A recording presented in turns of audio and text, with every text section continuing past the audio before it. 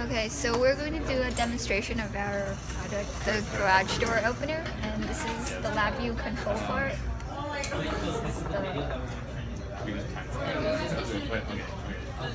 This is the sorry.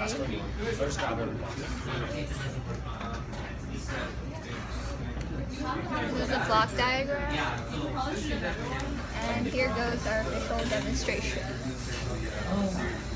You're so close. And this part is the IR sensing circuit that will sense whether there's an object blocking it. And this part is the motor control circuit. And finally, here's our garage door and motor mechanical part.